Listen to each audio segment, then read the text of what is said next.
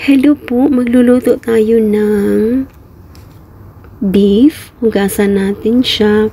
Pagkatapos, i-fried natin siya sa konting oil. Tapos, lagyan natin siya ng bay leaf, black pepper. Lagyan natin siya ng soy sauce.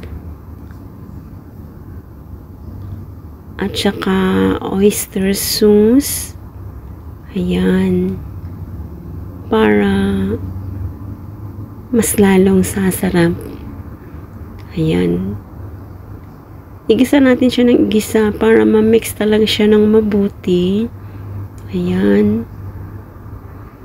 Haluin lang ng haluin para ma-fry talaga siya ng mabuti. Pagkatapos, lalagyan natin siya ng tubig.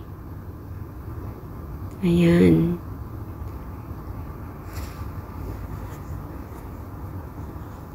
Lalagyan natin siya ng tubig kasi lulutuin natin siya sa rice cooker. Ayan.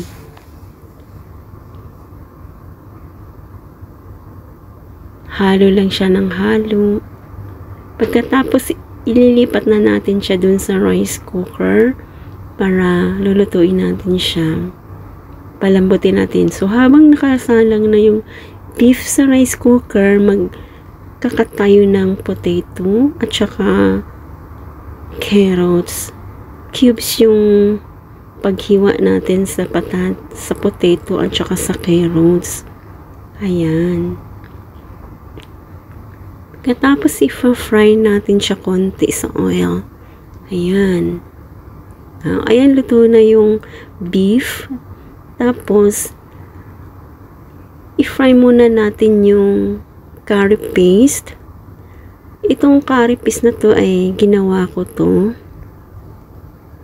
Napaka-simple lang siyang gawin.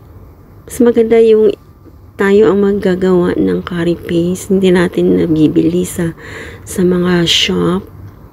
Kung gusto niyo pong malaman kung paano po gawin tong curry paste na to, meron po din akong in-upload na video kung paano gawin tong curry paste na to. So, panoorin nyo lang po sa video para malaman nyo kung paano gawin. Ayan, igisa natin ng mabuti yung curry paste. Ayan, para super bango na siya. Kailangan natin siyang i-fry ng i-fry para lalabas yung bango. Ayan. So, ilalagay na natin yung beef. Yung niluto natin na beef dun sa rice cooker. Ayan, malambot na siya. Ayan. So, i-fry lang natin siya ng i-fry. Halo natin siya ng ihalo dun sa curry paste. Ay, sunod na rin natin yung patatas at saka yung carrots. Ayan. Mix lang natin siya ng mix. Ayan. Ang sarap.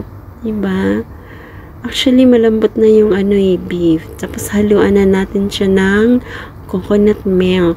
Ayan. Halo lang natin siya ng halo. Ayan. Pagkatapos, lagyan natin siya uli ng soy sauce. Ayan. At kung meron kayong patis, pwede rin siyang haluan ng patis. Ayan.